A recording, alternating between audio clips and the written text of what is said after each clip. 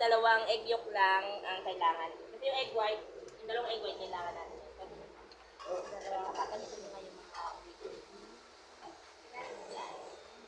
Pakitaan ko lang kayo ng ng dalawang way ng pagse-separate po ng egg white. Pwede nyo rin po kasi ito gamitin pag nagawa tayo ng chiffon cake o pag nagawa tayo ng yung sa Swiss roll nyo o ng cheese meringue.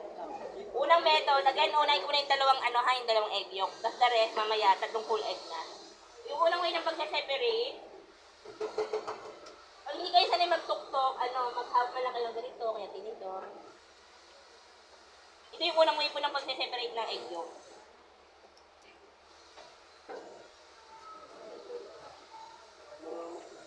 Yan, ganyan.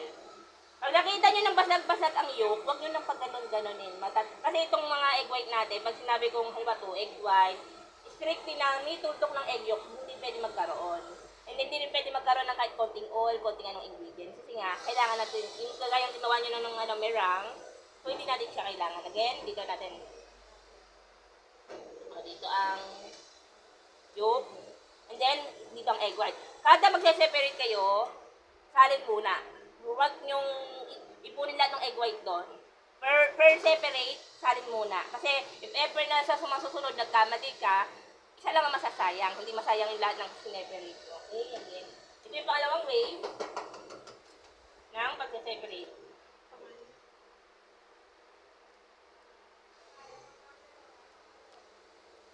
Ito yung pangalawang way, using your hand as egg separator. Gandun nyo yung mga egg white. Medyo makalat nga lang ito. Pero hindi ito advisable. Pag nakita nyo basag-basag ang yolk, hindi huwag nyo ilagay sa kapalan nyo kasi magkakalat po yan. Okay? Pag nakita natin dito ang yolk, dito ang egg white. Itasalin ko lang dito kasi mamaya yung egg white. Pabubulain natin yan para maging egg magbula. Again, 2 egg yolk lang. Ay, nakapag sinalin. And then, 3 whole egg. Dito na lang pala. Then, 3 whole egg na. Pero separate bowl pa rin ha. Kasi nga, baka mamaya sila itlog. Hindi natin may inis sa tama.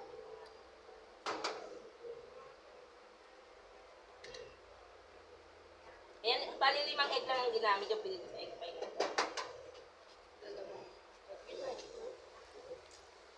Ito, okay dito. Yan. Then, pag okay na yung mga eggs nyo, stir nyo lang yan, o i-beat nyo lang po. And then, lalagay natin ang condensed milk. Kasainin nyo to, parang hindi tayo. Dalawa. Tapos yung tatlo. Lahat ng Egg white. Bali, dalawa lang yung isa-separate yung egg white. The rest, buo. Bali 5 egg. Bali, 5 egg lang ang ginamit nyo dito. Ito na gagawin ko yung step para doon sa egg white naman. Ayan ang dahilan kung bakit brown po ang egg white natin. Okay? Lagay nyo rin po ang, ating... Bali, lahat lang po ng ingredients, pagsasama-samahin lang, except for the egg white, okay? Haluin nyo lang po yan. Then, lagay nyo po ang ating milk. Again, eggs lang to. Vanilla, condensed milk, and milk. Ang milk, pwedeng evap milk din naman. Ang isang evap milk po, ang medyo, kaya minsan pansin nyo dito, lagi kaming fresh milk. Kasi ang fresh milk po, o mga ganong milk, matumbas niya po ang 4 na evap milk. Ang presyo po ng isang fresh milk ay nasa 80, minsan 90. Ang isang evap milk minsan 30, depende pa minsan sa brand, minsan may 40 pa. So pag mga pang-negosyo, mas business friendly po ang mga fresh milk. Kasi isang liter nun, 4 na ang katumbas na evap milk. Okay? Pero pwede lang, halimbawa kung kayo lang gagawa sa inyo, pwede namang isang can lang ng evap. Kung anong man brand ng gusto nyo gamitin. And then, lalagay lang po natin ang ating flour. You have to mix this muna ulit. Big flour to, no? Yung flour, yan siya yung nakakapag-firm ng ating custard mamaya. Itong una natin lutuin, kasi para naman pag nagkakat o nag-sharon kayo, ay hindi durog-durog yung may time lang na lumamig siya. Hindi nyo kailangan pabulain ha, para lang po nagawa ng leche flan. Dahan-dahan lang po ang hala. And then, po, isisip po natin to.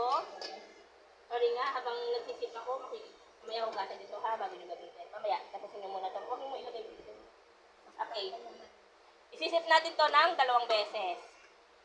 Para lalagang walang lumps or walang bubo ang ating egg pie. Pwede nyo na po. Again, pang leche plan lang po.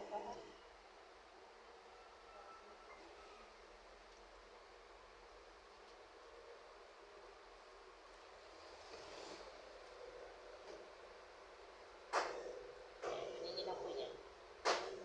Yung kita yung bubong yon, kaya natin sinasala. Okay? Pero split nyo lang din po yung ilalim. And then, pangalawang beses. Last. Sige. Sige po, hawak mo yung yan. 2 beses nyo pong isisip o i-strain. Para talaga pinong-pino po ating egg pie.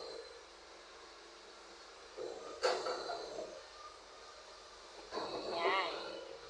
And then, set aside nyo lang po to. Yung egg white naman, ibibit nyo yan hanggang maging frothy o mabula. Mamaya nyo gagawin yan. I-set aside nyo lang to, babalikan naman natin yung crust. Okay? Okay. Set aside nyo lang yung... Bakit yung crust? Dito kailangan natin.